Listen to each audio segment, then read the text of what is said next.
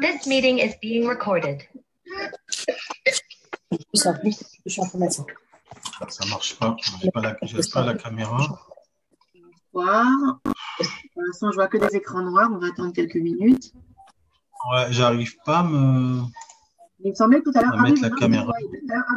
Ah, voilà, c'est bon. Bonsoir. Bonsoir. Je suis Elie Elbaz. Ah, enchanté. Enchanté. Alors, c'est vrai que ça fait un temps qu'on s'écrit, mais qu'on n'avait pas. Voilà, qu'on s'était pas vu. Ah, voilà. Ah, voilà. Il est là aussi. Alors, on va attendre quelques minutes, voir si, en principe, il y avait une dizaine de personnes qui étaient intéressées. Des fois, tu m'as mis le son. C'est mon problème de connexion. C'est normal que ça bug. Je ne sais pas, je vous entends pas très bien. Parce que ça, j'entends en fait, j'ai c'est haché. On dirait que j'ai pas une bonne connexion. Alors, je veux savoir si ça venait de moi. Noémie, vous m'entendez bien? Oui. Là, je vous entends. Mais des coupures, c'est pour ça. Parce que Elie, on l'entend un petit peu entrecoupé.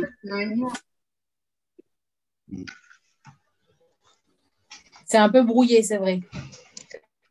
Ah bon, le son est brouillé ou l'image? Le son. C'est le son qui est brouillé.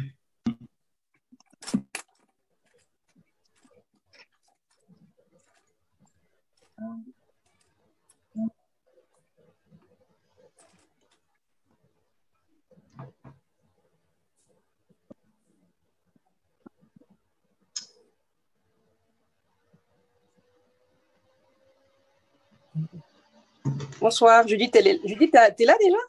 Oui, je suis là. Ah, oui. Non, parce qu'ils m'ont dit que le son était brouillé, donc je vais autrement. D'accord. Voilà, je ne sais pas si c'est mieux. Un petit peu. Ça améliore. Alors, je vous présente Noémie, aussi mon assistante, qui est là avec nous. Bonjour. Enchantée. Noémie, tu fais le point sur qui on attend, qui doit venir. Est-ce qu'on Alors, j'ai M. Elbaz qui est censé être là, mais il a du coup été une bar mitzvah en dernière minute. Donc, je lui ai dit c'est toi? Je ne connais pas les visages, je ne connais que les noms. Hein. Je suis désolée, je sais pas. C'est moi, oui. J'ai mis mon nom. D'accord. Le son, il est vraiment pas top. Hein. Ouais, il n'est pas top, le son. Pas du tout. Hein. Ah, ça a coupé maintenant. Chacun avec sa connexion. Ok, là, apparemment, ça marche mieux là. Non, ça oui. marche mieux. Un petit peu. Il y a des petites coupures de temps en temps. Ouais. Ok, alors Noémie, tu sais… À part ça, il y a Salomon qui est de l'autre qui m'a envoyé un message en privé en me disant qu'il ne veut pas assister à la réunion parce qu'il n'a pas la réponse du Misra Laklita. Je lui ai expliqué que ça n'a rien à voir et qu'il peut assister à la réunion, que c'est gratuit. Donc, quoi qu'il arrive, voilà, ça n'engage rien. Donc voilà, je ne sais pas s'il va se connecter ou pas, mais je viens de lui envoyer ce message. Donc voilà, je vais regarder s'il a lu. Une minute. On attend d'autres participants ou pas, en fait? C'était ça ma question. On attend encore d'autres. Normalement, oui, il y a aussi… comment il s'appelle? Il y en a un autre qui s'appelle… qui n'est pas là. Attends. Et attends, une seconde que je regarde un peu parce que… Il y a un message en même temps. Une seconde. Il y en a un qui n'est pas en Israël, mais il m'a dit qu'il se connectait quand même. Monsieur Gomadou, attends. Ah voilà, Kamodou. Bon, je ne sais pas, je vais lui envoyer un message pour dire qu'on commence. Ça, voilà. Comme ça, s'il veut se connecter, il vient. Voilà. Ah, a priori, il était connecté il y a une minute. Peut-être qu'il essaie de se connecter.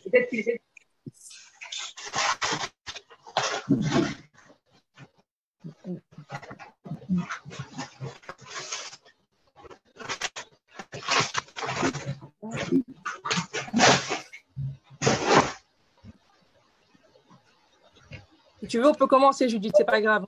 Je pense qu'on va commencer. Tu peux envoyer, si tu veux, des messages en particulier. Si tu veux, pour voir si les gens qui t'avaient dit qu'ils étaient intéressés, voilà, s'ils peuvent se joindre à nous. Pas de souci. Et on va débuter. Ok, alors je me présente, je m'appelle Dr Judith Kahn, je suis docteur en économie et en finance. Ce qu'on fait généralement quand on se branche sur le Zoom, c'est que je demande à tout le monde d'écrire des termes sur le microphone. J'entends pas. Le son, il est catastrophique.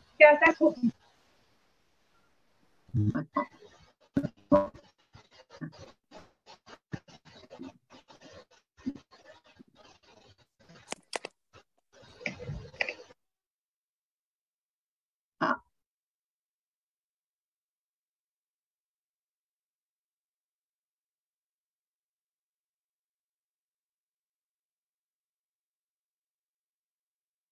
Ok, est-ce que vous m'entendez mieux maintenant? Ah, parfait. Donc en fait, ce que j'ai fait, c'est que j'ai mis tout le monde sur silence. Comme ça, on n'entend que ma connexion à moi et donc ce sera beaucoup plus simple. Maintenant, quand vous voulez parler, vous ouvrez votre microphone, vous avez la possibilité de le faire tout seul. Donc voilà, vous ouvrez votre microphone et vous pourrez poser les questions que vous souhaitez poser. Voilà, alors je vais me présenter brièvement, je vais présenter la formation aussi. Je vais préparer une présentation qui explique un petit peu ce que c'est que ce métier de courtier, qu'est-ce qu'on y apprend et qu'est-ce qu'il y a de particulier. Et un petit peu plus tard, sur la réunion de ce soir, j'ai prévu que une de mes anciennes élèves, qui s'appelle Levana Marek, se joigne à nous pour que vous puissiez aussi poser des questions sur son expérience. Elle a fait la première formation en fait de courtier en crédit immobilier que j'ai donnée il y a quelques années et depuis, je ne sais pas si vous connaissez ou si vous suivez les courtiers en général, mais elle est depuis en fait courtier à Natania, elle travaille très bien, elle a ouvert de vraies opportunités, un vrai métier, donc j'aime bien qu'elle se joigne à nous pour partager son expérience. Voilà, donc ça c'est pour Levana qui va se joindre à nous. Noémie, avec qui vous avez été en contact, et aujourd'hui mon assistante, elle a elle-même suivi la formation, donc elle a suivi la formation numéro 7, je crois, si je ne me trompe pas. Donc elle aussi, elle pourra répondre à vos questions si vous avez des choses particulières voilà, à lui demander. Alors je vais partager mon écran. J'ai préparé une présentation, si vous voulez, sur le métier de courtier. Et on va comme ça pouvoir faire, si vous voulez, plus ou moins la rétrospective des questions principales qui me sont posées, généralement avant de commencer. Et après, si vous avez d'autres questions à poser, aucun problème, vous me direz vers quelle orientation vous voulez que j'aille. Voilà. Donc, je vais me présenter en quelques mots avant de parler de la formation de courtier en soi. Je m'appelle Judith Kahn, j'ai fait mon ALIA de Marseille, donc de France, il y a 30 ans. J'ai une formation de finance et d'économie. Aujourd'hui, je suis à la fois professeure au Collège Académie de Jérusalem, dans les domaines justement de la finance et de l'économie. Et je suis courtier en crédit immobilier depuis 14 ans. Je suis formatrice de courtier déjà depuis 4 ans. C'est la 9e formation qu'on va lancer donc, là en mars. Et donc, il y a déjà plus de 50 courtiers qui ont été en fait formés dans le milieu francophone sur ce métier-là de crédit immobilier. Donc aujourd'hui, si vous voulez, je fais moi-même des dossiers essentiellement auprès du public francophone, mais pas uniquement. Alors que le marché est très ouvert, on a les Américains, les Israéliens, les francophones et tout, en fait, toutes les nationalités, parce qu'au niveau de la procédure, c'est un petit peu la même chose. Il faut un petit peu savoir quelles sont les particularités de chaque nationalité, mais globalement, ce sont les mêmes règles de fonctionnement. Donc aujourd'hui, j'accompagne beaucoup la communauté francophone sur tout ce qui est crédit. Et quand on parle de crédit, on ne parle pas seulement de nouvel achat, on parle de rachat de crédit, on parle de nouveaux crédits, on parle d'hypothèques pour faire une levée de fonds des fois sur des entreprises. Donc, on a beaucoup de possibilités d'agir. Et je suis donc à la fois formatrice de courtier en crédit immobilier, donc j'accompagne les courtiers que j'ai formés aussi sur leurs dossiers quand ils ont besoin d'un petit coup de pouce. Et comme je vous le disais, je suis aussi professeure à la fac. Donc, on va parler du métier de courtier, mais avant ça, je vois que Levana s'est joint à nous. Salut, salut, bonsoir. Donc, on va peut-être commencer par vous, Levana, pour pas vous demander d'assister à toute la réunion. Donc, voilà, si c'est le moment qui est le plus opportun pour vous, allez-y. Alors, bonsoir, ça me fait toujours plaisir d'être là avec vous, Judith, hein, vous le savez, je suis une grande fan. Merci. Alors, tout d'abord, j'ai toujours envie de vous dire merci. Hein, parce que voilà, au Hachem, aujourd'hui encore, j'ai eu 2 nouveaux dossiers. Alors, plus dans le Meher la Mishtaken que dans des dossiers classiques. Donc, moi, j'ai rencontré, en fait, c'était pendant les années Corona. où on s'est dit qu'est-ce qu'on fait? On attend que ça se passe ou on apprend un nouveau métier? Parce qu'on galère tous en tant qu'Oleh Hadash. Et Mina Shamaim, je tombe sur une pub de Judith et là, je me dis, ça a l'air super cool, j'ai envie d'y être, j'ai envie d'apprendre, histoire de ne pas tuer le temps et laisser peut-être partir une occasion. Et en effet, pendant je ne sais plus combien de temps, on a suivi cette formation hyper intense et assez très interactive, où il y avait un mélange de plein d'expériences en plus des participants. Et là, j'ai eu ma révélation, j'ai envie de dire, parce que j'ai reconnu enfin un truc qui me faisait vraiment plaisir à travailler. Et l'accompagnement de Judith pendant la formation et après a été complètement une satisfaction extrême, sincèrement, parce que quand on arrive en Israël, on ne sait pas trop dans quelle direction aller. Moi, j'ai commencé par plein de petits boulots et celui-là m'a vraiment donné un push assez intéressant. Donc, on apprend en fait tous les rouages du métier.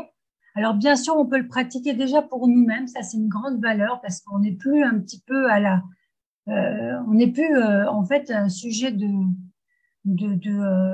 prendre ce qu'on nous donne, puisque quand on va à la banque, en général, on y va parce qu'on fait confiance et justement, on apprend que la banque, c'est tout simplement un commerce comme un autre et qu'on nous vend un produit qui s'appelle de l'argent.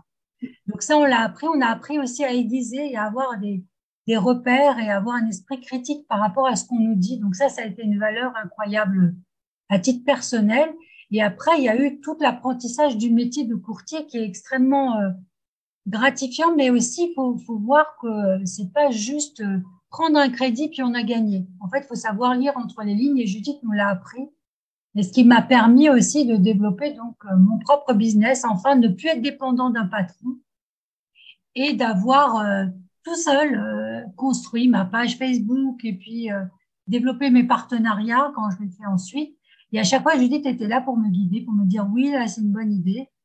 Pourquoi pas, tu devrais dire ça. Donc, il y a eu vraiment quelque chose d'assez profond, c'est pas juste un métier.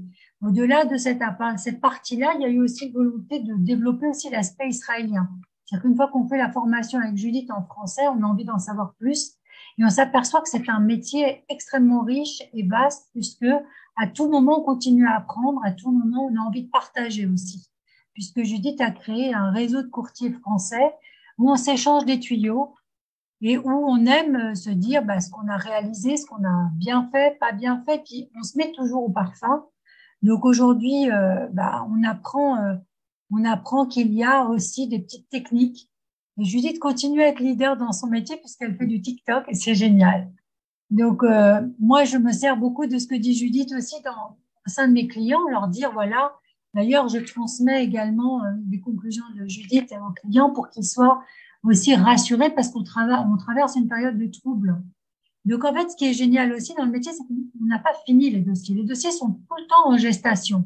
Même si on décroche un crédit au client, on essaie tout le temps d'être là et de lui permettre de l'améliorer et de montrer qu'on est vraiment soucieux de savoir ce qu'il devient. Donc, il y a une vraie famille qu'on est en train de créer et je trouve que c'est assez...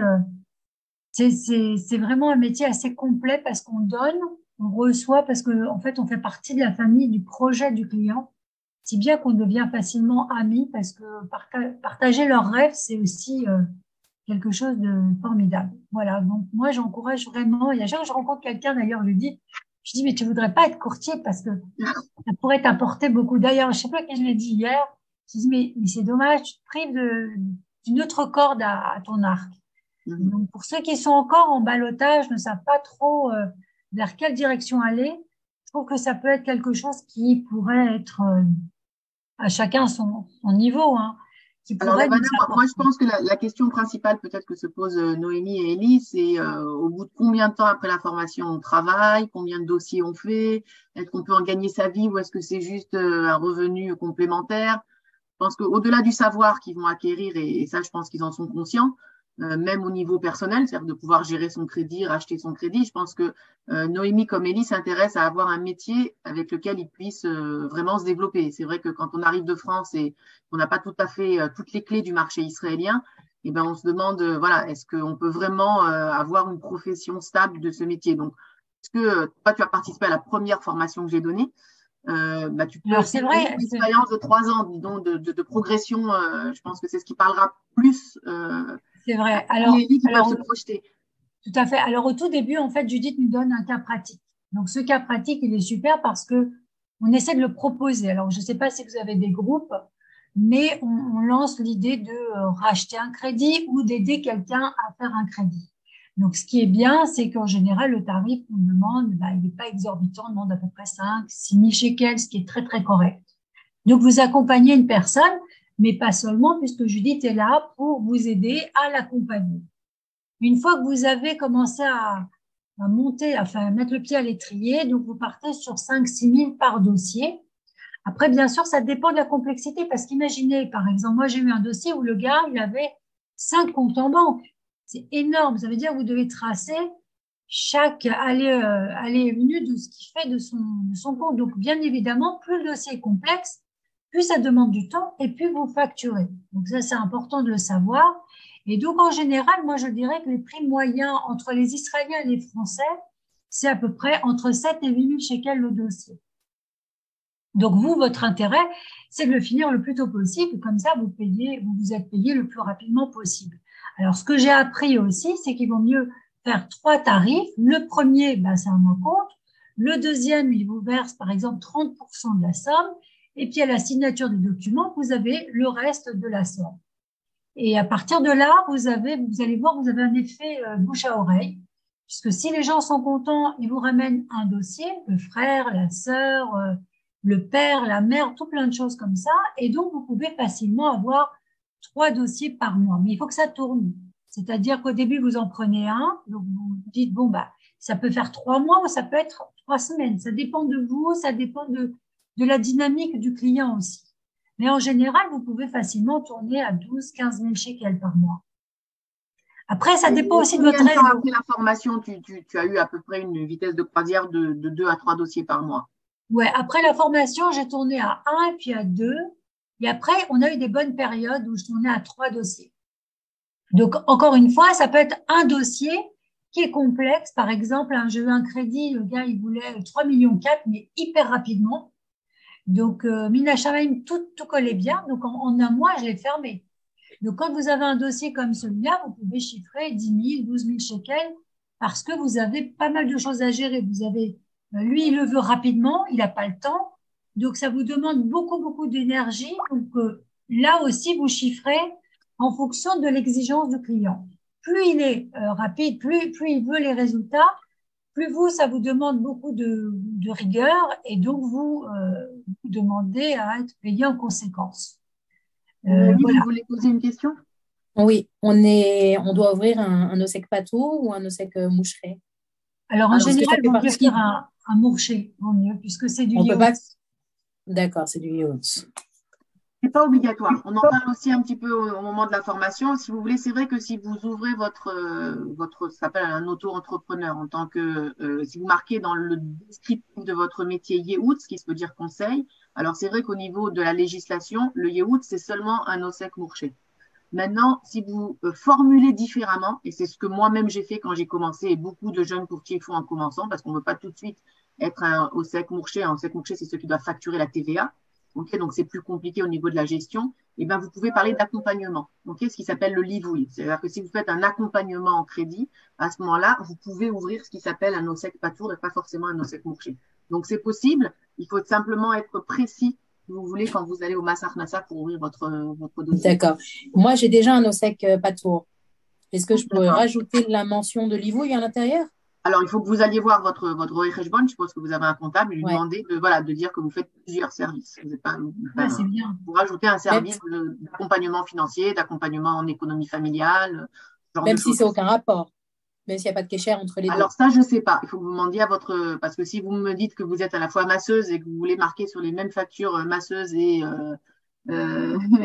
conseiller familial, je ne sais pas si c'est possible ou pas. Par contre, des fois, ça peut être sur le même numéro. Par exemple, moi, je vais vous dire, je suis à la fois courtier en crédit immobilier et je suis ce qui s'appelle en hébreu Yoetzet Iskit, donc conseillère en développement d'entreprise, ce qui n'a rien à voir. Maintenant, ceux qui me demandent du développement d'entreprise, parce que j'aide en fait ceux qui veulent ouvrir une entreprise dans le domaine de la mashkanta ou dans un autre domaine, à monter leur plan financier. Et donc, quand je fais une facturation pour le développement d'entreprise, eh ben, ils veulent pas qu'il y ait écrit dessus Mashkinta. Donc, en fait, avec le même numéro, j'ai deux logos et deux facturations différentes. Et des fois, je sors une Kabbalah comme ça, une Kabbalah comme ça. Au niveau de ma Sarnassa, ça a été déclaré comme deux domaines d'activité qui appartiennent au même numéro de Théodat Zéhout. Mais ça, c'est votre comptable qui saura au mieux vous renseigner. Alors, regardez si vous avez des questions spécifiques à Levana, parce que Levana, elle me fait le plaisir, en fait, de venir. Mais après, moi, je vous parlerai du métier, de la méthode, etc. Je ne veux pas la retenir si vous voulez. Levana, moi, j'avais une question. Il y a des yoets, enfin, il y a des personnes qui qui marchent à la commission. Moi, j'ai entendu qu'il y en a qui prennent 1 à 1,2%. Ouais, moi, je trouve en fait, c'est en fonction du prix du montant, c'est ça? Ouais, moi, j'aime pas trop cette idée. Ouais, je sais, c'est pas bien, mais ça me fend le cœur de passer par ça. Alors, regarde, moi, ce que je fais, tu vois, c'est que je prends minimum 8000 shekels. Minimum, quoi qu'il arrive. D'accord. C'est un piège. Ça veut dire le montant, quoi qu'il arrive au niveau du montant, tu prends 8000 shekels. Même si on te demande 700 000 shekels, tu prends 8000, d'accord. Exact, parce que tu sais quoi, c'est le même boulot. Tu commences tu veux un crédit, tu demandes 700 000 et puis en fait, l'énergie est la même. Maintenant, c'est vrai que le gars, il te demande un appartement à 10 millions. Ok, ça m'est arrivé la semaine dernière. Ça n'a pas abouti, mais c'est possible. Là, tu peux pas lui demander 7 ou 8 000 shekels. Donc, tu t'aperçois que tu rentres dans un autre travail. Dès que les montants deviennent élevés, tu vois, par exemple, un appart de 3, 4 millions, il y a une vérification supplémentaire. Il y a la banque, tu portes carrément garant pour le client. Donc, c'est hyper important que tu verrouilles énormément de choses parce que la banque, elle te fait confiance à toi. Donc, toi, ton client, tu dois vraiment être vigilant et savoir que tout est propre. Vraiment, je sais que tu vois ce que je veux dire. Ça veut dire que le gars, il a fait ses fiches de paye. Moi, j'hésite pas à rentrer sur les déclarations d'impôts de France pour vérifier que le numéro est vrai, que tout est bon.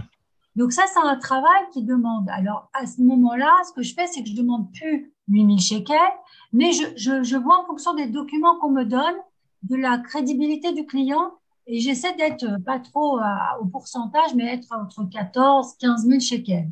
Tu vois, pour être entre 8 000 et 15 000 shekels. Après, je sais qu'il y a beaucoup de yoatsim qui demandent 1,5. J'ai même entendu 2%. Je trouve que c'est beaucoup. Après, c'est perso. Hein. Moi, je n'aime pas. Je vais rebondir sur ça. 1%, c'est correct pour toi? 1%, c'est correct? C'est correct, mais il faut que le travail il soit là, quoi. Ben, 1%, tu vois, t'imagines, le gars, il va rebondir sur cette question de la facturation. On en parle souvent de la facturation, mais si vous voulez, d'abord 1%, c'est relativement correct, mais pensez que quand vous avez quelqu'un qui va prendre un crédit de 600 000 shekels, c'est seulement 6 000 shekels. Donc, quand vous fixez un minimum de 8 ou 9, ben, vous savez que vous ne travaillez pas en dessous d'un certain salaire.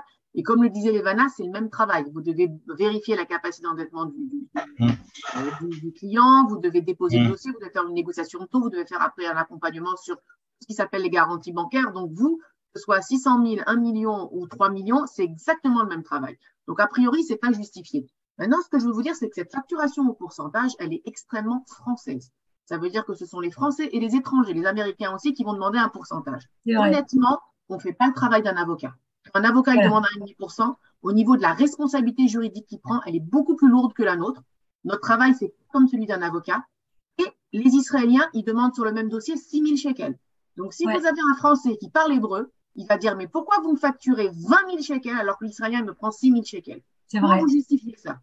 Si vous avez des petits Français qui arrivent, et c'est ce que font ces grosses entreprises de Mashkantaot qui ont pignon sur rue, qui se trouvent en plein milieu de Tel Aviv, ou qui travaillent avec des Américains qui ne sont pas imbriqués à la communauté, si vous voulez, israélienne, et ben à ce moment-là, ils payent 40 000 shekels l'avocat et ils payent 25 000 shekels le courtier. Quand on travaille avec des Olim Hadashim, c'est pour ça que je comprends les Vana et j'ai un petit peu la même éthique, ils sont là, ils ont l'impression que tout le monde essaie de leur prendre le maximum. Et après, quand ils parlent hébreu, ils s'aperçoivent qu'un courtier moyen, il prend 6 000, ils disent, mais pourquoi on m'a pris 20 000 Est-ce que c'est justifié ou pas? Donc, moi, ce que j'aime bien, c'est qu'il y ait quand même une corrélation entre la quantité de travail qu'on donne et la facturation. Ça veut dire que si c'est un groupement d'achat, s'il faut faire intervenir des garants et vérifier aussi la capacité d'endettement des garants, si il faut faire vérifier des revenus de France et des revenus d'Israël, c'est ça. Pas le faire. Donc, c'est pour ça qu'on va facturer plus. Ça veut dire que quand l'Israélien facture 5-6, nous, on va facturer 10-12. Mais est-ce que 40 000 shekels sur une maison de 4 millions, c'est éthique ou pas? C'est à vous. à vous de décider. Et vous allez aussi devoir vous positionner sur le marché. Ça veut dire que vous allez avoir des concurrents qui vont demander. Vous savez, il y a des Français, il y a quelques boîtes de Français, mais pas beaucoup, 2 ou 3 qui facturent au pourcentage. La plupart des courtiers que je connais, francophones, ils facturent au forfait. Okay. Ouais. Alors après, les forfaits, ils sont variables. Okay, c'est pas toujours. C'est variable, oui. Entre 8 et 12, 13 000, ça reste bien. Exactement. Et moi, je peux vous dire que même des fois, j'ai des étudiants qui, au cours de la formation, puisque vous savez, on va tout de suite en parler, je vous demande de présenter un cas pratique et donc vous allez être accompagné pendant 10 semaines pour faire votre cas pratique. Il y a des clients comme ça, enfin des étudiants qui, au cours de la formation, font de la pub autour d'eux et disent, voilà, je vends mon premier dossier à 2000 shekels, alors rembourse la formation et ils disent, voilà, je suis accompagné donc par Judith Kahn qui va m'accompagner sur ce dossier. C'est comme ça que d'abord, ils apprennent à faire un vrai dossier. Okay, et ensuite, ils rentrent dans une vraie relation client et puis après, le bouche à oreille commence à fonctionner. Donc, il faut savoir aussi où vous vous placez par rapport à votre marché, par rapport à vos concurrents. Donc, après, c'est… maintenant, je ne sais pas, vous avez aussi une possibilité de vous cibler sur le marché des Juifs de France. Alors là, c'est différent. Ça veut dire qu'aujourd'hui, vous pouvez obtenir un crédit pour un Français qui n'a pas la nationalité israélienne, va acheter un appartement en Israël sans même se déplacer. Vous pouvez le faire signer au consulat de procuration. L'avocat va pouvoir signer, ou vous-même, vous allez pouvoir signer la mashkenta en son nom, et les fonds vont être déboutés, et vous allez tout gérer d'ici. Bah, ça, c'est un autre dossier. Vous comprenez? La personne, elle est en France, vous êtes en train de lui faire tout. Donc là, vous allez facturer plus cher. Et là, c'est peut-être logique de facturer au pourcentage parce que cette personne-là, elle ne vient pas en compte. Il n'y a personne d'Israël qui pourrait faire ça. Il faut savoir la langue. Voilà. Donc après, c'est vraiment une des questions dont on va parler au cours de la formation, mais c'est très, très personnel. Très personnel. Pour des agents immobiliers. Pardon. Pour des agents immobiliers. Excuse-moi, vas-y, Noémie, je t'en prie. Non, c'est pas grave. Je voulais juste savoir les clients, c'est à nous de les chercher, c'est à nous de faire notre pub sur les réseaux sociaux. C'est ça, exactement. Non. Mais pas que les réseaux, tu peux travailler sur tes groupes, par exemple, WhatsApp. On a tous des groupes WhatsApp. Tu trouves une accroche et puis tu lances. Tu verras, Bezrat Hashem, il y a quelqu'un qui va dire « Oh, bah, ça tombe bien. » Tu vois. Je veux dire, c'est essentiellement un métier qui est un métier de confiance. Ça veut dire que moi, j'ai un site Internet, mais en fait, les gens n'arrivent pas par mon site Internet. Ils entendent d'abord parler de moi, soit ils me suivent très longtemps sur les vidéos que je donne sur Facebook, sur TikTok, où ils me rencontrent à l'Union des indépendants, ils me rencontrent à Qualita. Donc, en fait, ils vont avoir un premier contact avec moi. Et pour savoir qui je suis, ils vont chercher mon site. Donc, mon site, si vous voulez, c'est une carte de visite renforcée, mais ce n'est pas par le site que je démarche. Et après, ça fonctionne énormément de bouche à oreille. Maintenant, il y a aussi des collaborations qui sont envisagées. C'est-à-dire que là, on a Levana qui est avec nous. Il y a moi aussi, ce que j'essaie de faire dans le réseau des courtiers en crédit immobilier. Alors, en ce moment, ce n'est pas une période où il y a énormément de crédits qui sont faits, mais il y a des périodes où Levana, comme moi, on est assaillés, on n'arrive pas à faire tous les dossiers qu'on peut faire. Et donc, quand on est une communauté de courtiers, eh ben, moi, très souvent, par exemple, je ne sais pas, si je facture un dossier à 12 000 shekels et qu'il y a quelqu'un qui me dit, mais vous savez, moi, je trouve que c'est trop cher, je ne peux pas me permettre de payer 12 000 shekels. On dit, ben, si vous voulez, c'est pas moi qui fais le dossier, je le donne à une de mes collaboratrices et à ce moment-là, je réoriente vers une personne qui a fait la formation. Mais moi, je veux bien être la superviseuse. Ça veut dire que je vous garantis que le dossier sera bien fait, mais la personne qui sera en contact avec vous, c'est une de mes collaboratrices qui n'a pas mon expérience de 14 ans de courtier en crédit immobilier. Donc, à ce moment-là, on peut envisager, si vous voulez, au bout de la formation, ce genre de coopération. Moi, j'ai toujours dit à Levana, vous savez tout faire. Quand on vous demande est-ce que vous savez faire un dossier comme ci ou comme ça, vous dites je ne sais pas. Vous dites je sais faire, faites signer un contrat de service, vous prenez un acompte. Et après, vous regardez derrière vous et vous dites Judith, vous pouvez m'aider? Ou vous dites Levana, vous pouvez m'aider? Et vous recommissionnez. C'est pas grave, c'est comme ça qu'on apprend. Ouais, en fait, c'est un métier où on fait beaucoup de travail comme ça. La coopération, c'est-à-dire que vous dites oui, ben je sais pas, ben peut-être que j'ai facturé 6 000 shekels, je vais en gagner que 3 000, mais je vais apprendre à faire un dossier. Cette personne-là, elle va être satisfaite. Elle va me recommander et il y a quelqu'un qui va me dire comment faire cette spécificité-là. Donc, il ne faut pas avoir peur. Et je dis, vous pouvez me demander de superviser vos dossiers. Moi, je peux vous demander de faire des dossiers de personnes qui ne veulent pas payer ma facturation. Et à ce moment-là, on met en marche, si vous voulez, une réputation qui s'installe petit à petit, de façon progressive. D'accord. D'accord. J'ai juste une dernière question. En tant qu'agent immobilier, le métier de courtier alors je suis pas encore agent, mais je suis en train de passer la formation, donc c'est pour ça que j'ai fait appel à vos services, parce que ça va venir, pour moi, ça va venir en complément. Est-ce que voilà, pour vous, le fait d'être agent immobilier et d'être courtier en même temps, c'est bénéfique? Je vais répondre à cette question. Alors, je vais vous dire, j'ai eu beaucoup d'agents immobiliers qui ont pris la formation. Ok, j'en ai eu beaucoup. Alors, sur les 50 personnes, je crois qu'il y en a au moins 20 qui étaient soit avocats dans le domaine de l'immobilier, soit agents immobiliers. Maintenant, pourquoi est-ce qu'ils ont fait ça? D'abord, en tant qu'agent immobilier, de savoir ce qui est finançable et pas finançable, c'est un énorme atout. Que beaucoup l'ont fait, ne serait-ce que pour comprendre. Vous avez un client, il vous dit qu'il peut acheter, il pense pouvoir hypothéquer sa maison pour pouvoir faire une levée de fonds. Finalement, vous ne savez pas si c'est possible ou pas. Et puis après, il va voir sa banque, il n'a pas d'accord de principe, l'affaire, elle est tombée à l'eau.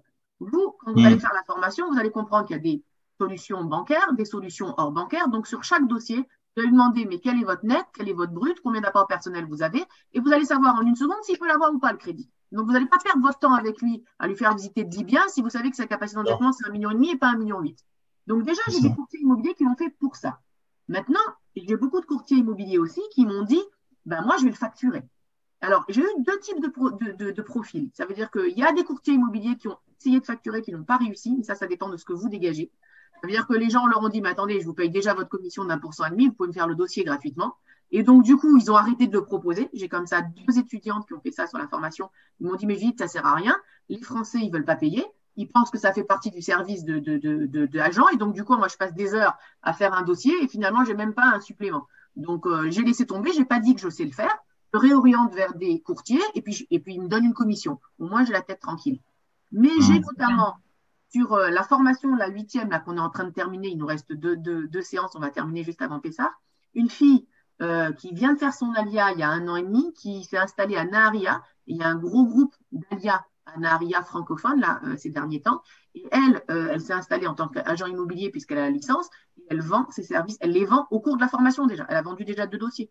Et elle dit, ben, moi, le dossier, je prends 5 000 shekels. Elle ne prend pas 10, elle ne prend pas 12 parce qu'elle est aussi agent immobilier. Mais elle dit, écoutez, c'est un service de plus que vous me demandez. Vous voulez aussi que je vous m'occupe du crédit immobilier, je prends 5 000 shekels. Maintenant, elle prend 5 000 shekels, pourquoi? Parce qu'elle n'a même pas encore sa formation. Elle n'a pas sa certification.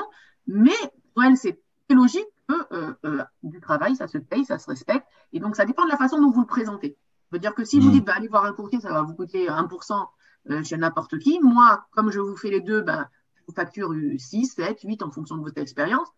Ça peut aussi se facturer en plus. À vous de. C'est-à-dire qu'on a le contrôle du client. C'est-à-dire quand on lui fait tout. Pour lui, il va pas se casser la tête, aller à droite, à gauche. On a les papiers, on a tout en temps réel. On peut contrôler le dossier, on peut avancer plus rapidement. Je pense que ça aussi, c'est un avantage. Oui, c'est bien. C'est bien, il faut juste mettre en confiance le client. Et en fait, ce qu'il y a, c'est qu'il y a plein de freins au refus. C'est-à-dire que si tu sens que ton client, il est mûr, tu peux aller au-delà, sans pour autant rentrer dans les détails. D'ailleurs, c'est vachement agréable de savoir qu'il y a quelqu'un derrière l'appartement qui maîtrise aussi les difficultés qu'on pourrait rencontrer. Donc, moi, je trouve que c'est un outil supplémentaire. C'est-à-dire que je vais acheter, mais je le sens, je ne sais pas si je peux. Donc, toi, tu peux tout à fait arriver en disant, écoute, si tu veux, je peux t'aider, voyons ensemble. Sans pour autant rentrer dans le vif du sujet, parce qu'après, il ne faudrait pas que tu grilles ta vente. Mais d'avoir un double conseil, c'est toujours un plus. Moi, comme agent immobilier qui suis uniquement courtier en crédit immobilier, il m'arrive très souvent de donner ce qui s'appelle 1 heure de conseil pré-achat. Voilà, je ne sais pas encore si je vais pouvoir vendre le dossier ou pas, mais vous avez quelqu'un qui vient et qui me dit, un jeune couple, qui me dit, voilà, nous, on a 250 000 shekels d'apport personnel, on est tous les 2 salariés, on aimerait acheter un appartement, on aimerait prospecter, mais on ne sait pas. On peut acheter à combien? On cherche un appartement à 1,3 million, 1,6 million, à 1,7 million. Et à ce moment-là, je leur dis, écoutez, venez, on va prendre un rendez-vous pré-achat, conseil pré-achat. Et à ce moment-là, je mets tout à plat, je vérifie combien ils gagnent, je vérifie toutes les solutions possibles. Ça veut dire que s'ils ne gagnent pas assez, je leur demande, est-ce que vous avez un père, une mère, un frère qui habite en Israël? Est-ce qu'il est salarié? Est-ce qu'il est indépendant? Est-ce qu'il peut se porter garant? Donc, je leur dis, ben voilà, votre capacité maximale d'endettement, c'est 1,7 million. Donc, vous pouvez aller prospecter. Sachez qu'au-delà d'1,7 million, vous n'aurez pas d'accord de financement. Si vous achetez entre 1,5 million et 1,7 million, votre mensualité sera de temps. Et donc, du coup, les gens, ils partent rassurés. Ils ont le sentiment de maîtriser la situation. Donc, vous, si vous êtes agent immobilier, après, vous faites la connexion de façon super simple. Ça veut dire que vous dites, voilà, vous pouvez acheter entre 1,5 million et 1,7 million, et j'ai ces biens-là à vous proposer dans votre budget. Vous comprenez? Moi, je ne peux pas faire ça. Moi, je dis simplement, allez prospecter. je les relance, si vous voulez, vers le marché. Après, des fois, ils reviennent vers moi, des fois, ils n'ont pas acheté. Vous avez en fait toutes les clés en main pour fermer la transaction. Vous facturez cette heure de conseil? Bien sûr. Ça s'appelle un conseil pré-achat. La facture à l'heure de conseil. Et ce que je dis très souvent pour que le client soit fidélisé, il me revienne, je leur dis, écoutez, si vous décidez d'acheter après, quand vous trouverez votre appartement et que vous voulez me confier le dossier, le conseil pré-achat va vous être déduit des frais totaux de dossier. Donc, du coup, la personne, elle sait qu'elle a une réduction, qu'elle a un intérêt. Alors, elle va peut-être trouver quelqu'un de moins cher, mais si elle a été satisfaite par mon conseil, si on a eu un bon contact, c'est déjà une très bonne amorce pour qu'elle revienne vers moi ou qu'elle me recommande à d'autres. Tout à l'heure, Levana, elle a dit que on était garant par rapport à la banque. La banque ne faisait confiance qu'à nous, mais on est garant juste sur la viabilité du dossier, pas après. S'ils ne payent pas, s'ils ne remboursent pas, c'est leur problème. Non. Oui, mais vas-y Judith, je t'en prie. Alors, si vous voulez, si vous voulez, c'est une des questions que je pose dans la présentation que je vais faire dans quelques minutes, mais globalement, en quoi on est un atout pour la banque? Vous voulez, si je fais la rétrospective de ce métier, moi, quand j'ai commencé il y a 14 ans, les banques nous faisaient la guerre. Les banques ne voulaient pas les courtiers parce que les courtiers leur réduisaient leur taux de profit et donc ils ne voulaient pas travailler avec nous. Et je me rappelle à l'époque, il y a 14 ans, elles nous demandaient, les banques, de venir physiquement avec le client. Et donc, on disait, mais en fait, qu'est-ce qu'on gagne? Si le client doit se déplacer à chaque fois qu'on fait une négociation et que l'employé de banque essaie de nous mettre à défaut en montrant qu'on connaît moins bien que lui la régulation, et bien, en fait, notre travail devient très compliqué. Mais avec les années, ça a tout à fait changé. Les banques ont compris que comme nous faisons le travail de conseil, nous faisons le travail de constitution du dossier, on va déjà vérifier la capacité d'endettement du client. Donc, on leur donne un dossier tout mâché. Si avant l'employé de banque, il devait rencontrer une fois, 2 fois, 3 fois le client, lui dire d'amener des papiers, les papiers, ce n'étaient pas les bons, il pensait qu'il gagnait en tant qu'indépendant 12 000 shekels par mois, mais il gagnait que 8 000 shekels par mois. Et donc, il y avait plein de dossiers qui étaient jetés à la poubelle. Moi, en tant que courtier, j'ai fait le travail de vérification. Maintenant, si je conseille, et vous avez des très mauvais courtiers, l'éthique du métier est très importante, parce que vous avez des courtiers qui vont dire, si vous arrivez à avoir un bulletin de salaire à 14 600 shekels, on aura le crédit. Et donc, les gens, ils fabriquent des bulletins de salaire où, exactement. Et le courtier, il va leur dire, c'est la somme qu'il faut qu'il figure, et puis après, il va fermer les yeux. Si vous faites ce genre de manipulation, vous allez vous brûler en tant que courtier. Parce que la banque, si vous faites des dossiers comme ça, vous allez très vite être réputé comme avoir plein de travail, parce qu'on va dire, vous savez, cette personne-là, elle obtient des crédits partout. Elle vous dit quoi faire pour que ça passe dans les banques. Mais il suffit qu'une fois, une banque, elle fasse la transparence des informations et qu'elle comprenne que ce que vous déclarez, c'est pas bon, vous n'allez plus pouvoir travailler du tout, vous allez être blacklisté sur toutes les banques. Donc, c'est pour ça que je dis que nous, alors, des fois, les clients nous mentent. Des fois, les clients nous donnent des documents qui sont faux. Mais d'abord, dans mon contrat de service, il y a toujours écrit que le client s'engage à ne donner que des documents officiels.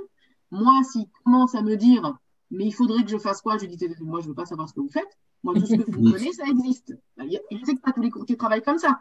Mais donc, déjà, si ça m'arrive par hasard, si vous voulez, pas parce que je l'ai cherché. Et si sur 100 dossiers que j'ai fait en 14 ans, il y en a un sur lequel il y a un faux, ça ne remet pas en cause ma réputation. Donc, c'est vrai que des fois, et souvent avec les Français, malheureusement, qui arrivent de l'étranger, dont les revenus sont étrangers, ils pensent qu'ils peuvent imprimer un PDF avec le nom d'une boîte en France qui n'existe pas. Mais sachez que les banques, la première chose qu'elles font, c'est qu'elles marquent le numéro de la boîte, le nom de la boîte, et elles ont des connexions, surtout les agences internationales, elles voient tout de suite si c'est un numéro qui est déclaré aux impôts français ou pas. Et donc, si vous avez été naïf, vous avez pris, vous n'avez pas vérifié, c'est pour ça que Levana vous dit, moi, je vérifie les avis d'imposition français avant de les déposer à la banque. Parce que si il y a un moyen de le faire. Ouais. Vérifier impôt, c'est vérifier impôt. Regardez que la société existe, bien sûr. Parce que, alors ça dépend auprès de qui vous travaillez. Mais si vous allez travailler à Natania et que vous allez déposer 10 dossiers, sur les 10 dossiers que vous déposez, il y en a 5, c'est une société qui ne fonctionne pas, on va dire c'est un rigolo ce courtier. Il nous amène que des dossiers bidons, quoi. Et il vérifie aucune vérification avant. Donc, d'abord, ça a un sens qui se développe. Ça veut dire qu'en parlant avec le client, vous allez sentir, en lui posant des questions sur ce qu'il fait, depuis combien de temps existent les entreprises, vous avez des trucs qui sont incohérents. Mais moi, je vous dis honnêtement, je ne fais pas la vérification de tous les dossiers. Okay, mais quand je sens qu'il y a une incohérence ou qu'il y a un bafouement ou qu'il y a quelque chose de pas clair ou qu'il y a des gens qui sont allés créer une société aux Émirats arabes et qui veulent rapatrier l'argent, je me dis, OK, il y a des problèmes de fiscalité, c'est pas très clair, on va un petit peu vérifier ce qui se passe avant de me mouiller auprès de la banque. Parce que sinon, c'est moi qui… voilà. De toute façon, on le sent avec l'expérience, en faisant plusieurs dossiers, on va le sentir, on saura si, lequel. Si vous voulez, nous, notre expérience, elle est petite. Pourquoi je dis elle est petite? Parce que même si j'ai fait 100 dossiers en 14 ans, je fais que 100 dossiers. Mais pensez que les employés de banque, ils en font 10 par jour. Donc, moi, le nombre de fois où on me dit, vous savez, une des choses qu'il faut par exemple donner, c'est les relevés de compte de tous les comptes en banque. Et le nombre de fois où j'ai donné des relevés de compte et le banquier me dit, mais votre client a un autre compte. Et moi, je dis au client, est-ce que vous avez d'autres comptes? Il me dit, mais non, absolument pas, c'est le seul compte que j'ai. Et l'employé de banque me dit, mais je vous dis qu'il a un autre compte. Et moi, je dis, mais pourquoi tu dis ça? Moi, je suis naïve. Le client me dit, j'ai un seul compte. Et je dis, mais pourquoi vous pensez qu'il en a un autre? Il me dit, parce qu'il a 4 enfants et que les allocations familiales, elles ne rentrent pas dans le compte en banque. Donc, elles rentrent bien quelque part. Si vous voulez, les employés de banque, ils ont l'habitude. Ils savent ce qui doit tomber. Ils voient qu'il y a un prêt, ils voient que le prêt ne descend pas. Ils voient qu'il y a un salaire qui n'est pas déposé sur le compte. Ils voient que les allocs, elles ne rentrent pas. Donc, ils comprennent bien qu'il y a des choses qui ne figurent pas dans le dossier. Donc, c'est vous qui avez l'air finalement idiot. En disant, bah non, il a un seul compte, ça veut dire que vous n'avez pas vérifié les choses classiques que vérifie un employé de banque. Donc, à vous de faire ce travail-là. En moyenne? Sur ce, je peux vous laisser? Ouais, juste, je veux savoir, en moyenne, tu travailles combien de temps sur un dossier? Alors, vraiment, là, je ne peux pas te répondre, ça dépend. Parce que des fois, c'est très facile. Tu vois, la personne, elle a des fiches de paye, tout est nickel, le compte, il n'y a qu'un seul compte. Donc, ça prend pas beaucoup de temps. Des fois, je me dis même, oh, c'est trop cher ce que j'ai pris. Non, parce que des fois, il y a des gens extraordinaires qui sont extrêmement réactifs. Donc, je sais pas, moi, je pourrais passer peut-être 5 heures sur le dossier. En plus, souvent, avec les banques, tu as tendance à travailler avec celles qui t'entendent bien, qui comprennent bien, qui sont aussi réactives. Donc, il suffit que tu tombes sur la bonne personne, à la fois au niveau client, et que la banque… Voilà, aujourd'hui, j'ai eu un feedback d'un issue qui est extraordinaire. Donc, j'ai même pas besoin d'aller voir ailleurs. Je sais, je pourrais pas avoir mieux. Donc là, j'ai passé peut-être 5 heures sur le dossier. D'accord. Et en fait, le plus galère dans le truc, c'est la deuxième partie. C'est pas les taux, c'est tout ce qui a trait à collecter les documents, tu sais, les bitronotes que vous allez voir avec Judith. Donc, c'est cette partie qui est la plus longue parce qu'elle ne dépend plus de moi ni de la banque, mais de l'avocat. L'avocat, s'il n'est pas réactif, ben, ça traîne. Mais sinon, ça peut aller super vite. Si tu as des dossiers nickel, les gens sont sympas, à la limite, tu sens même pas que tu as passé du temps dessus. Et puis à la fin, quand ils ont tout, eh ben, tu es super heureuse parce que tu as partagé un moment de réussite pour eux. Donc ça, c'est le point qui te dit, allez, on enchaîne. D'accord. Et tu as des interlocuteurs qu'en hébreu par rapport à la banque? Alors moi, j'aime bien travailler avec les Israéliens. Ils sont vachement plus sympas, je sais pas. Il y a aussi beaucoup d'interlocuteurs francophones. Mais il y a beaucoup de Français, voilà. Il y a beaucoup de Français. Énormément. D'accord. OK. Mais aujourd'hui, vous tombez dans la bonne période parce que les banques sont très friandes et elles vous cherchent. Donc, dès que tu dis, par exemple, que tu es UHC, bah, là, pour une fois, du coup, Judith, elle a peut-être galéré au départ, mais nous, on galère beaucoup moins.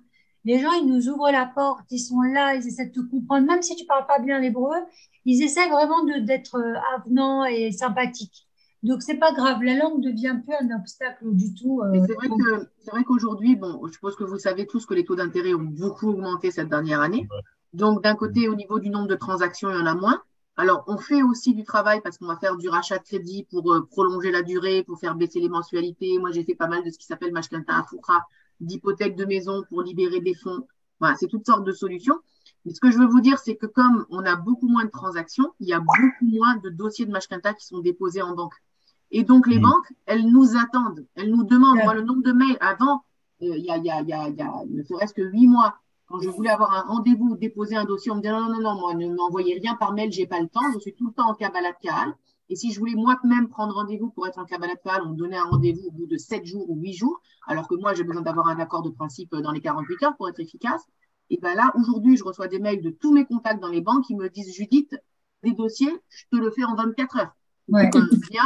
Donc, si vous voulez, quand on est à ce moment-là, nouveau courtier, eh ben, vous venez, vous dites, j'ai un client, est-ce que je peux déposer un dossier et vous montrer que vous n'avez pas une connaissance merveilleuse du marché, mais parce que vous avez un client, vous êtes intéressant pour la banque, donc ils vont vous apprendre parce qu'ils veulent que le client arrive par vous.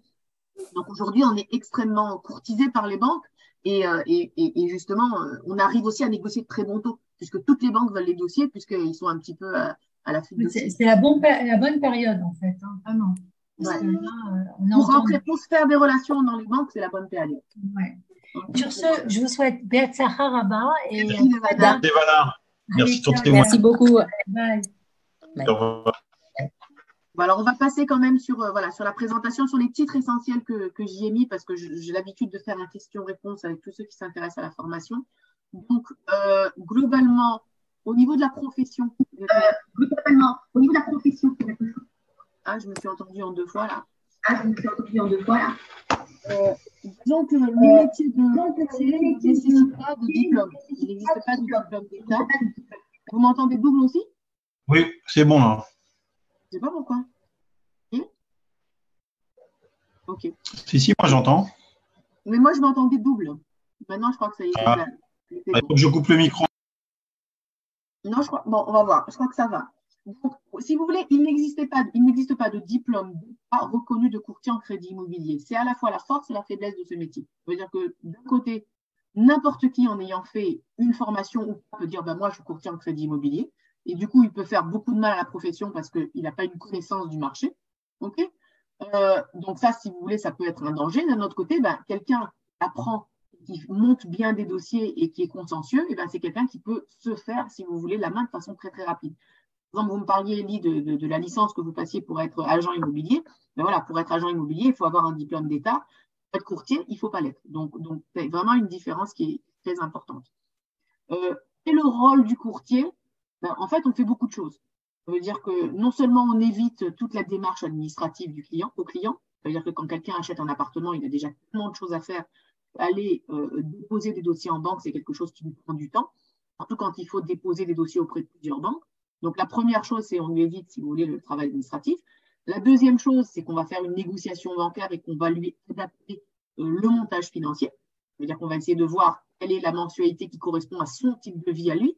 Est-ce qu'il a des enfants? Est-ce qu'il a une femme qui va être en congé de maternité? Est-ce qu'il est proche de la retraite? Voilà, donc tout ça, on va essayer de le calculer avec lui.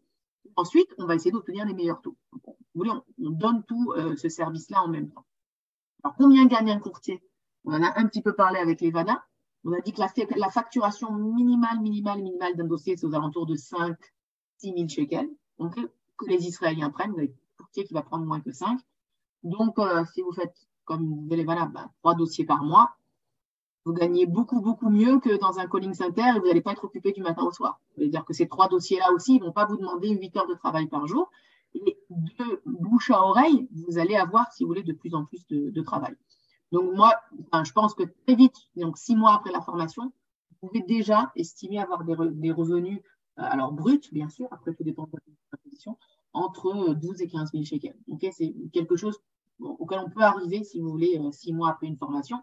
Il n'y a pas beaucoup de métiers comme ça en Israël ou en 10 semaines. On apprend un métier qui nous permet en fait de gagner relativement bien sa vie. Comment travailler un courtier? Bon, si vous voulez ça, on en parlera beaucoup pendant la formation, mais globalement, au niveau des performances ou des compétences, il y a la relation client et il y a la relation avec les banques. Et une des erreurs que l'on peut faire, surtout quand on est en début de carrière, c'est de penser qu'on est là pour faire la guerre aux banques. Et ça, c'est faux. On n'est pas là pour faire la guerre aux banques parce que les banquiers, ce sont nos alliés. Et si on veut qu'ils traitent nos demandes et qu'ils soient prêts à baisser les taux, il faut aussi qu'on soit respectueux. Il faut aussi qu'on ne leur donne pas du travail à faire pour rien. Ça veut dire qu'un courtier qui va pouvoir être perfectionniste et déposer son dossier auprès de 10 banques, il va enfermer avec 1 sur 10. Donc, il en aura fait travailler 9 pour rien. Et les 9 qui ont travaillé pour rien, la prochaine fois que vous allez leur demander de traiter un dossier, ils seront beaucoup moins rapides, ils seront beaucoup moins efficaces et ils seront beaucoup moins enclins à vous faire plaisir. Donc, il faut aussi entretenir votre relationnel avec les banquiers pour pouvoir justement obtenir des réponses qui soient des réponses rapides et efficaces. Voilà, donc c'est un petit peu ce que j'ai expliqué là. Alors, ça aussi, ce sont des questions qu'on pose beaucoup. Est-ce que les banques aiment les courtiers?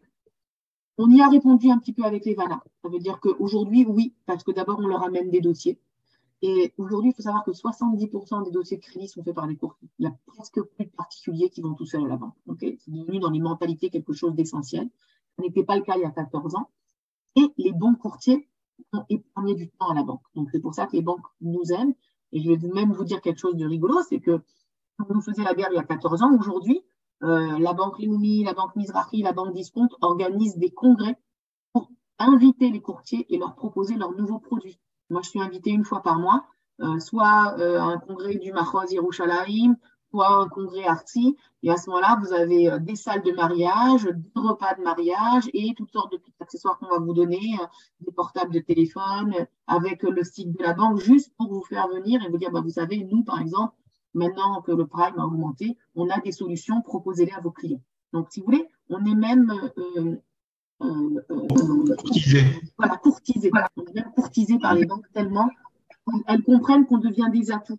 Que c'est nous qui amenons les clients vers la banque, puisque finalement, moi j'ai un client qui vient, c'est moi qui vais décider si je ferme à la Poalim, à la Discount ou à la Leumi. Donc à la place de courtiser le client, le courtier qui courtise, puisque le courtier qui fait la médiation.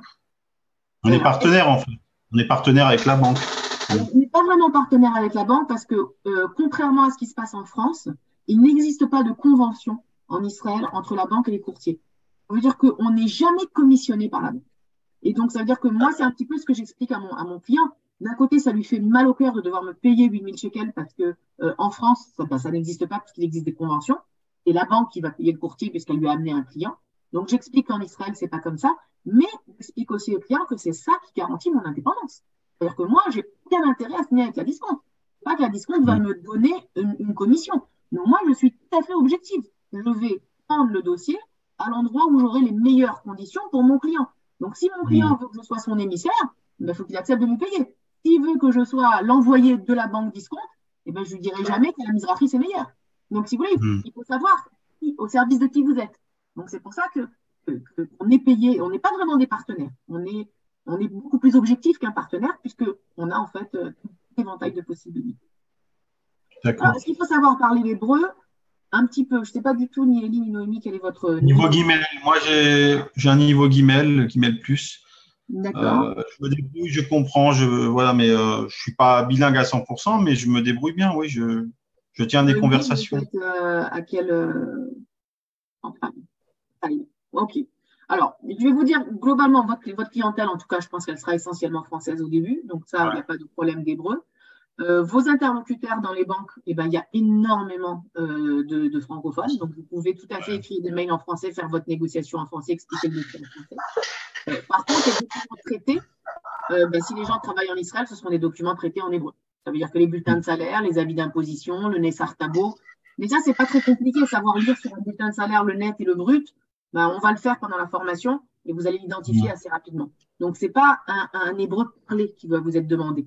Vous allez pouvoir préparer tranquillement votre dossier, analyser les documents en hébreu, ça va vous demander un peu de temps, et puis après, les envoyer à la banque et la négociation en soi, vous pouvez la faire en français. Alors, est-ce qu'il faut se déplacer en agence ou pas? Qu'est-ce que c'est qu'un numéro de courtier? Là aussi, le Corona nous a énormément aidé. Ça veut dire que toutes les banques sont passées par une phase de digitalisation. Et donc, aujourd'hui, on peut déposer en digital des dossiers de crédit immobilier pour nos clients. Simplement, pour avoir le droit de déposer des dossiers, il faut avoir un numéro de courtier. Et pour avoir un numéro de courtier, il faut être agréé par une banque. Et donc, la première fois, il faut se déplacer en agence. Voilà. Donc, si vous voulez, au niveau du processus que vous allez faire, ce que vous allez faire, c'est que la première fois que vous allez faire un dossier auprès de chaque banque, vous allez arriver en agence. Okay, donc, par exemple, moi, j'ai notamment cet agent immobilier qui travaille à Natania, à Naharia, qui fait en ce moment la formation. C'est comme ça qu'elle a fait. Elle avait quelqu'un qui voulait acheter à Naharia, donc elle est allée voir l'agence et puis elle a présenté son premier dossier. C'est-à-dire qu'on n'arrive jamais en agence avec une carte de visite en disant voilà, je suis courtier, bonjour, est-ce que vous voulez m'agréer? Personne ne va vous regarder. Okay, on ne dépose pas un CV, ça ne sert à rien, c'est peut-être dans les mentalités françaises, mais si ça ne marche pas comme ça, arrivez avec un dossier. Okay, vous dites voilà, je suis courtier.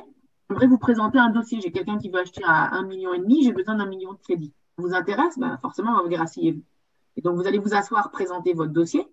Si votre dossier il est bien lié, il est bien fait, la personne, elle va comprendre que vous comprenez le métier.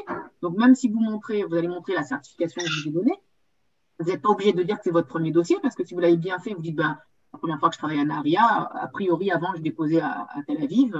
Et puis là, j'ai un client de Naharia, donc je suis venue vous voir. Et puis, vous allez déposer votre dossier et puis vous allez demander à la directrice du département des Mashkentov de vous donner un numéro d'agence, de vous donner un numéro de courtier, pardon. Et donc là, si vous voulez, elle va vous poser 3-4 questions pour savoir si vous connaissez le métier. Et elle va faire la demande auprès du moquette pour vous donner un numéro de courtier. Donc, après avoir déposé en agence un premier dossier auprès de chacune des banques, vous allez obtenir un numéro de courtier, parce qu'il faut un numéro de courtier pour la Mizrahi, un autre pour la Leumi, un autre pour la Koali. Et à ce moment-là, vous pourrez déposer vos dossiers directement sur les plateformes. Ça prend, dommage que les Vanna ne soient pas là, ça prend environ à nouveau 6 mois d'activité pour avoir un numéro de courtier partout. Ça dépend du nombre de dossiers que vous faites. C'est-à-dire que vous avez 6 banques en Israël qui font beaucoup de mashkentaot globalement. Donc, si vous avez deux dossiers par mois, en 2-3 mois, vous avez fait le tour des banques et vous avez un numéro de courtier auprès de 6 banques. Donc, ça, si vous voulez, c'est quelque chose qui va se mettre en place de façon progressive. Voilà, maintenant, bon, la formation, alors, les dates, je n'ai pas réactualisé. En fait, je vois que sur ma présentation, je n'ai pas réactualisé les dates. Mais voilà, c'est la première fois que la formation, c'est une formation du soir. Donc, ce sera le mardi. On a dit de 17h à 21h sur 10 semaines. Et toutes les séances sont des séances qui sont données sur Zoom. Donc, les séances sont aussi enregistrées. Ce qui fait que si exceptionnellement vous n'avez pas pu être là ou si vous avez envie de réviser une notion, il n'y a pas de problème. Vous allez pouvoir le faire. Vous allez pouvoir le faire en réécoutant, si vous voulez, la présentation. Qui s'adresse cette formation? Je crois que tous les deux, vous correspondez un petit peu au profil, puisque vous y êtes intéressés. Voilà, agent immobilier, avocat, ceux qui veulent acheter pour eux-mêmes, ceux qui veulent se reconvertir. Noémie, vous faites quoi aujourd'hui comme activité professionnelle? Alors, moi, de base, je suis économiste gestionnaire. Okay. Ça fait 4... Non, mais c'est en France, ça. Ça fait 4 ans que je suis en EREX. Et j'ai vu que j'ai des enfants en bas âge et que c'était vraiment pas rentable de les faire garder d'aller travailler ailleurs. En plus, j'habite dans un ishouf, donc le temps de sortir, de revenir. Donc, j'ai ouvert un mishpartan à la maison, le temps que mes filles elles grandissent. Et là, l'année prochaine, elles vont au GAN, donc je suis libre. Parfait, parfait. Donc, en fait, ça va être un travail d'indépendant, mais le fait que vous ayez des notions, justement, en gestion et en économie, ça vous permet aussi de rentrer facilement dans ce genre de matière. Et aussi, ce qui m'a donné vraiment un gros boost, c'est qu'on est sur le point d'acheter et que je voulais vraiment connaître le marché. Je voulais pas, j'ai eu vraiment affaire à plein de mashkenta et ça est bien tombé parce que je me suis dit, ça va me permettre de faire mon propre dossier et de. Exactement. C'est-à-dire que dans le cadre de la formation, vous allez faire un dossier pratique, vous pouvez prendre le vôtre, en fait. Et on peut faire votre étude et c'est le vôtre que vous allez présenter. Et souvent, je dis, voilà, à la place de payer un courtier, vous pouvez vous-même prendre la formation et apprendre ça. Parce que, comme je le dis en tant que courtier, ce qui est important aussi, c'est la fidélisation du client. Ça veut dire qu'en Israël, rien ne se prend pour la vie. Comme quand vous allez prendre une assurance, l'assurance voiture, vous allez refaire une étude de marché tous les ans. Prenez une assurance de la mashkenta, mais vous allez réviser les tarifs de l'assurance de la mashkenta tous les 4 ans. Et bien, la mashkenta, c'est pareil.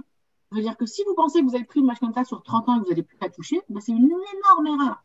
Parce que les taux évoluent, vos capacités d'endettement évoluent, la valeur de la maison évolue. Et donc, en fait, vous allez pouvoir toujours la renégocier, cette mashkenta, l'adapter à votre mode de vie. C'est comme la gestion de budget. Ça veut dire que, pas qu'on fait un budget pour toute la vie. Nos besoins évoluent. On est des fois capable de rembourser plus, des fois capable de rembourser moins, et donc on va tout le temps la remanier, cette mashkenta. Et une des choses importantes qu'on va apprendre, c'est les pénalités de remboursement anticipé. Comment les éviter? Comment faire qu'elles soient minimales? Est-ce que surtout je vais devoir payer des pénalités ou pas? Et donc, ce que je dis, c'est que si vous voulez acquérir ce métier pour vous-même, vous allez voir que ce métier, ça va vous permettre, en tout cas cette formation, elle va vous permettre d'abord de prendre votre propre mashkenta, mais en plus d'être tout le temps à l'affût, de dire est-ce que c'est le moment de racheter, est-ce que c'est pas le moment de racheter, est-ce que je fais un changement ou pas. Et ça, on le fait plusieurs fois dans la vie. Au niveau de vos clients, c'est pareil. Ça veut dire que c'est une erreur, et ça c'est une erreur israélien classique. Je pense qu'une fois qu'on a eu un client, on a pris le prix maximal et puis on ne le voit plus du tout. C'est pas vrai. C'est-à-dire que moi j'ai des clients depuis 14 ans avec qui j'ai fait plusieurs mashkenta. D'abord, il y a des investisseurs, peut-être un premier appartement, un deuxième appartement, et puis en plus, il y a des gens qui ont été très satisfaits de mon service, ont acheté une fois, et maintenant qu'ils vendent pour acheter plus grand, et ils reviennent vers moi. On est en période de corona, ils veulent geler leur mashkenta, ils veulent savoir si ça vaut le coup ou pas, et ils reviennent vers moi, même si c'est pour un conseil d'une demi-heure. Ou vous avez des gens maintenant qui ont vu leur mensualité augmenter de 800 shekels par mois, et pareil, ils me disent, Judith, est-ce qu'il y a des solutions? Qu'est-ce qu'on peut faire? Ou ils demandent de racheter le crédit pour le rallonger. Donc en fait, on est en communication dans la fidélisation de nos clients tout le temps. Ça veut dire que une mashkenta, ce n'est pas un produit qui se prend une seule fois dans la vie, ça c'est une erreur. Il y a tout le temps un va-et-vient une renégociation et une capacité à changer les conditions. Et donc ça, c'est important.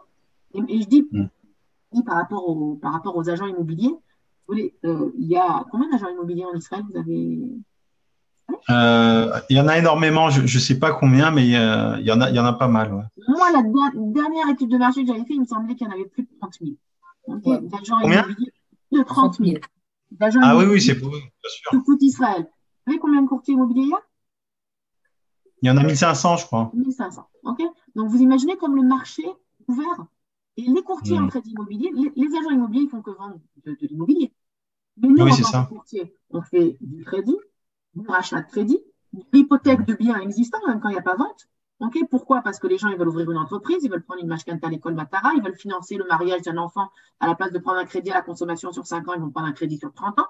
Donc, vous voyez, on a d'abord beaucoup plus de transactions à faire qu'un agent immobilier et on est 1500 par rapport à une communauté de 30 000 agents. C'est pour ça que je vous dis, moi, je sais que Levana, quand elle a participé à ma première formation et qu'elle m'a vu ouvrir la deuxième, la troisième, et puis là, on va ouvrir la neuvième, au bout de la troisième, elle m'a appelé, elle m'a dit, mais Judith, jusqu'à quand tu vas former des courtiers français?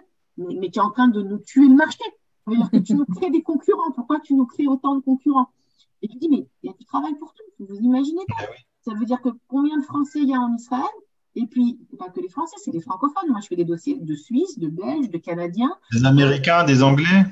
Alors, les Américains, il y a beaucoup de courtiers américains. Donc, généralement, au niveau de mentalité, ils accrochent plus. Et puis, il y a tous les Israéliens. Ouais. Il y a tous les Israéliens. Ça veut dire que après, vous avez le neveu d'eux, le beau-frère d'eux, et puis ça, de fil en aiguille. Donc, moi, je pense que le marché, il est très, très, très ouvert, même en ce moment, où les taux, si vous voulez, sont des taux assez élevés. Voilà. Alors, ça, pardon. Sinon, je vous laisse finir, allez-y. Non, mais après, si vous voulez, je voulais juste présenter la formation en soi. Alors, je ne sais pas à laquelle vous êtes intéressé, mais à laquelle vous êtes intéressé, on a fait 3 versions. Ça veut dire qu'on a soit la version e-learning, alors là, vous avez uniquement la plateforme avec tous les supports de cours et l'enregistrement, si vous voulez, des sessions faites. Donc, ça vous permet d'apprendre à votre rythme. Ça correspond essentiellement aux personnes qui veulent avoir de la connaissance, si vous voulez, dans le domaine de la mashkenta. Et cette formation en e-learning, elle n'est pas financée par le Misrad Haklita, parce que le Misrad Haklita veut un présentiel, un suivi. Voilà, donc celle-là, c'est simplement pour ceux qui ne sont pas éligibles, soit pour ceux qui veulent élargir leurs connaissances. Après, vous avez la formation en live. La formation en live, ça veut dire qu'on se rencontre une fois par semaine sur Zoom et que vous avez non seulement la possibilité de revisionner autant de fois que vous voulez les séances, mais aussi vous avez accès à la plateforme avec les supports.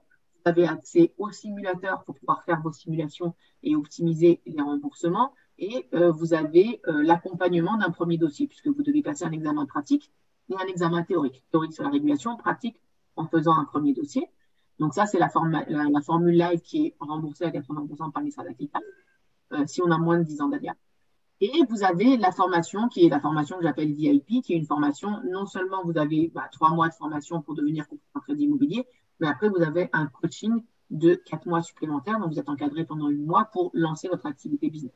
Donc à ce moment-là, c'est prévisionnel, c'est gestion d'activité, stratégie marketing, ciblage, publicité, réseaux sociaux, etc., avec un accompagnement d'un rendez-vous privé une fois toutes les 2 semaines pour lancer l'activité. Donc ça, si vous voulez, c'est les 3 formations que je donne dans chacune des formations.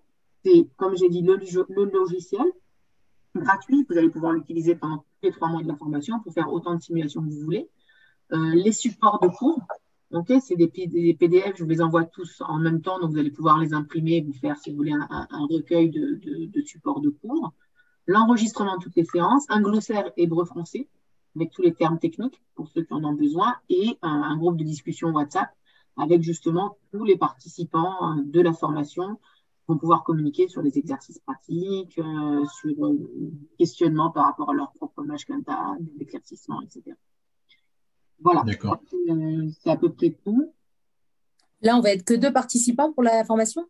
Alors, vous êtes deux.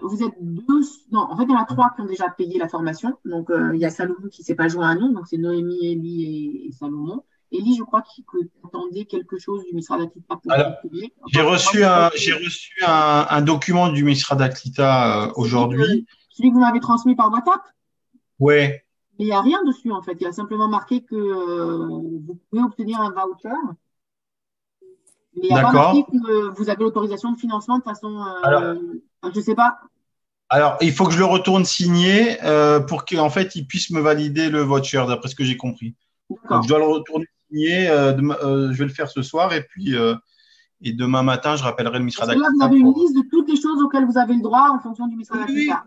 Mais il n'y a pas bien marqué sûr. spécifiquement la formation, donc je n'ai pas compris ce que ça voulait dire. Hmm. OK. Donc, si vous C'est voulez, pour pour ouvrir le l'instant, dossier, en fait. pardon?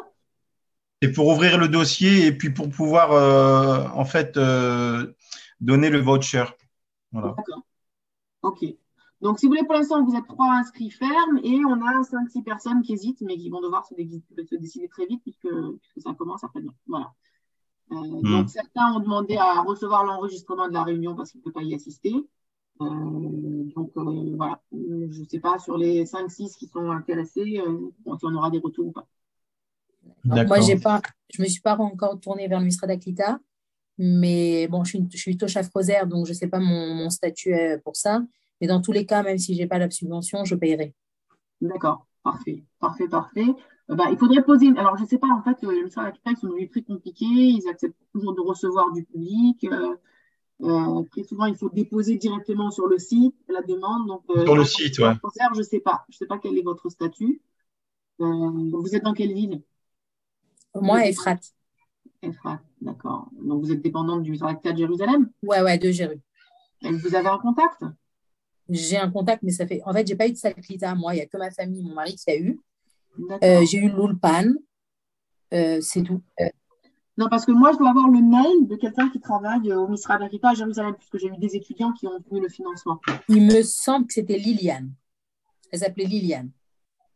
Je ne sais pas, je peux regarder, vous envoyer le mail de quelqu'un, éventuellement Je veux vous bien. envoyer un mail, vous demander en tant que Tocha Froder, est-ce que vous êtes éligible ou pas. Après, ils vont vous Ouais. renvoyer sur le site, mais au moins que vous sachiez si vous pouvez ou pas faire la demande. Bon, de toute façon, dans tous les cas, je paierai la formation. D'accord, parfait, parfait. Voilà, je ne sais pas si vous avez d'autres questions. Oui, justement, pour avoir du travail, en fait, apparemment, il y a le logiciel de simulation. Il vous rappelle à chaque fois que les taux changent.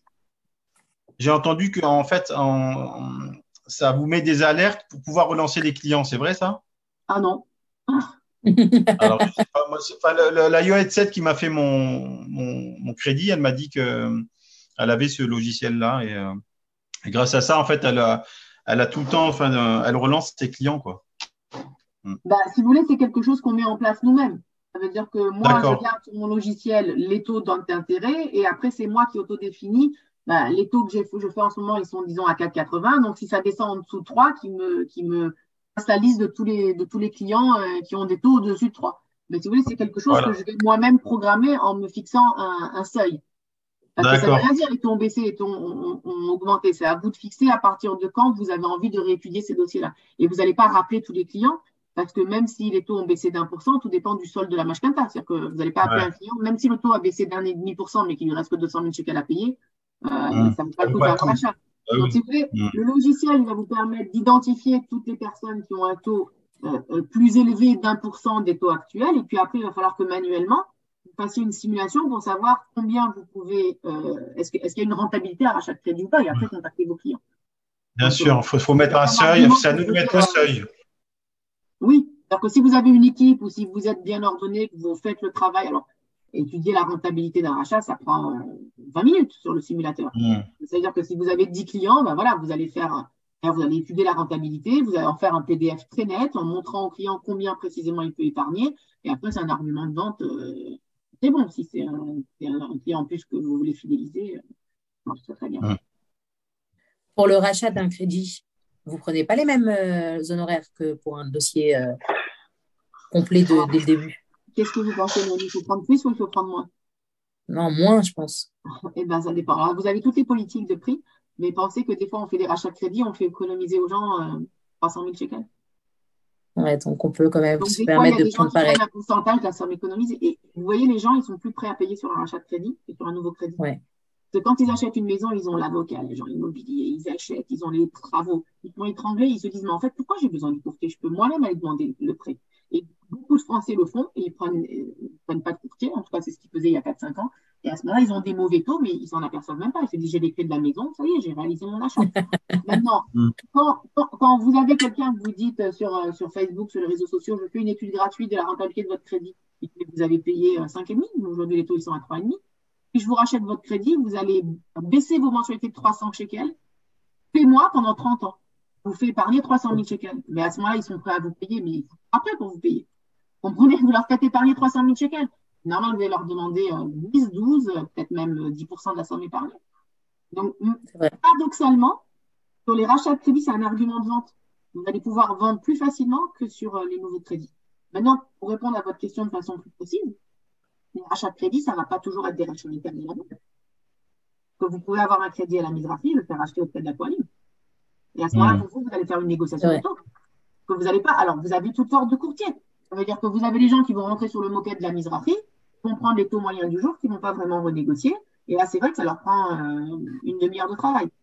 Mais si vous voulez faire un vrai travail, et vous voulez faire une vraie étude de taux, et ben, la différence, si vous voulez, entre un courtier qui va faire épargner 200 000 shekels ou 350. Vous allez ouvrir ce dossier-là et le présenter à tous les partenaires pour savoir où c'est que vous pouvez obtenir le mieux possible. La facturation, c'est vraiment, c'est vraiment une le logiciel. Part, oui. Ouais. Le logiciel, il coûte combien après? Alors, il faut l'acheter. Il y a plusieurs logiciels. Donc, en fait, ce n'est pas vraiment un logiciel que vous allez installer sur votre ordinateur, c'est un abonnement. Aujourd'hui, tout est en ligne. Et en fait, d'ailleurs, c'est très, très bien. Que le logiciel, enfin, tous les logiciels existants vont vous mettre automatiquement les taux du marché du jour. Une des grosses difficultés pour les nouveaux courtiers, de dire, OK, je vais prendre du fixe non indexé, mais comment je sais à combien il est facturé? Il est à 3, il est à 4, il est à 5, je mets quoi dans ma simulation? Et bien, en fait, le logiciel, en fait, un peu comme le Waze, comme il est basé sur le rassemblement d'informations de tous les courtiers, il va mettre le taux moyen qu'ont obtenu tous les courtiers ce dernier mois. Donc, si vous voulez, si vous utilisez le simulateur en janvier ou en mai, vous n'allez pas avoir les mêmes taux. Vous allez avoir les taux du marché du jour en négociation. Et donc, à ce moment-là, vous savez que vous avez une marge de négociation en fonction de l'excellence du dossier, si vous voulez. D'accord. Et combien à peu près? Alors, vous en avez l'abonnement, il a combien? Alors, vous en avez plusieurs. Moi, j'utilise le logiciel que je donne dans le cadre de la formation, il s'appelle Wise. Il est un petit peu plus simple de fonctionnement. C'est pour ça que je l'utilise, parce que je pense que pour des nouveaux courtiers, il a déjà énormément de fonctions, ça suffit. Et il coûte 120 shekels par mois. Okay, donc, ce n'est pas une grosse dépense, si vous voulez, c'est un must. Il vous permet aussi de faire signer digitalement à vos clients les mandats, les contrats de service, les mandats de toutes les banques, les attestations comptables. Donc, du coup, c'est très, très pratique parce que les gens ne doivent pas imprimer, signer, refaire une photocopie, tout est digital. Donc, celui-là, il s'appelle Wise. Vous avez un autre logiciel plus performant, si vous voulez, qui a beaucoup plus de fonctions, coûte 250 shekels par mois. Okay, donc, ça, c'est bon. Après, c'est à vous de choisir lequel vous pouvez utiliser. Dans le cadre de la formation, pendant les 4 mois de la formation, je vous donne accès au Wise. Et d'ailleurs, c'est là-dessus, si vous voulez, comme on va voir, en fait, c'est que chacun a son logiciel. On a un abonnement collectif pour la formation. Chacun va mettre son nom d'étudiant comme nom de client. Et donc, du coup, c'est comme ça qu'on va pouvoir faire les exercices pratiques. Parce qu'on va pouvoir consulter, voilà, quelle a été la simulation que Noémie a faite. Alors, elle arrive à quel remboursement par shekel emprunté et combien Élie est arrivé. Et comme ça, on va pouvoir exposer nos cas de figure et montrer les différents montages qu'on a fait. En fait, on a un numéro d'utilisateur pour la formation. C'est comme ça qu'on va pouvoir faire tous nos dossiers. Et on peut faire autant de dossiers qu'on veut avec ce numéro d'utilisateur. Ok, merci. Voilà, je ne sais pas s'il y a d'autres questions. Tout a été clair, merci beaucoup. Bon, c'est tout. Donc, on a dit la formation, donc c'est uniquement donc, le mardi de 17h à 21h. 17h, 21h, 4h. On fait une petite pause d'un quart d'heure au milieu parce qu'on n'arrive pas comme ça à parler 4 heures d'affilée. Voilà, généralement 1h45. Après, on fait un quart d'heure, 20 minutes de pause et on reprend pour les 2 dernières heures. Il n'y a que Chol Hamoed Pessah qui saute. Le mardi de Chol Hamoed Pessah. Alors, je sais pas. Alors, après, si vous voulez, c'est vraiment dépendant des participants. Et comme on est des groupes très intimes, ça nous décider. C'est pas si mardi, il y a l'abdicat Ramet, vous voudrez faire le cours ou pas. Ouais, non. Ça, je demande aux participants. Et alors, des fois, on décale une séance de plus. Ça dépend. Cette banque qui est religieux, pas religieux, mais en fait, mardi soir, c'est le 4 Si on fait jusqu'à 9h notre cours, on a un peu le stress. Donc, on va être fatigué. Bah, ça dépend. Vous avez des personnes qui sont très, très pressées d'avoir fini et d'avoir leur Théouda. Il y en a qui se disent, bon, une semaine près, est-ce qu'on a vraiment besoin de mettre ce stress-là? Moi, je pense qu'Eli aussi, il a une famille. Ouais. Et que, voilà, Et avec Satipa, je me demande s'il va vouloir faire un cours de Mashkata au moment de l'abdicat. Ça va être fatigant de faire les deux. Hein. Voilà. L'abdicat Pessah, on va le délégaliser. Et voilà, on viendra avec D'accord. après. Donc, en fait, c'est mi-mars, c'est à peu près mi-juillet, c'est ça? Non, mi-juin. Mi-juin. Ouais, fin juin, disons. Fin juin, d'accord. Mi-mars, fin juin, c'est ça. Très bien. Bon, parfait. Voilà. Bon, je vous souhaite une excellente soirée alors. Et merci beaucoup. À vous aussi. Dans 48 heures. Merci, à bientôt. À bientôt. Au revoir.